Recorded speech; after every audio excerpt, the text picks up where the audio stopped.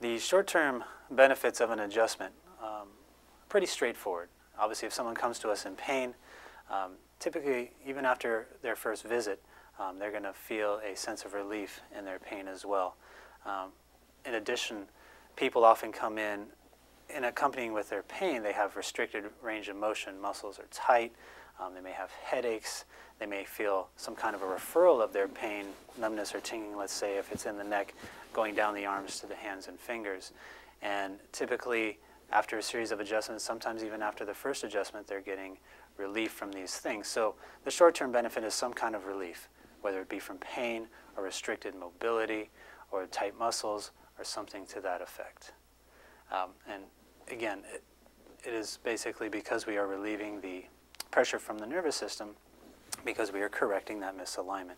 And again, muscles insert on the spine, and so their tension can be directed on that misalignment as well. So as we correct that, it allows the muscles to then kind of cascade or come down from that, we'll say, stretched out or tense state as well.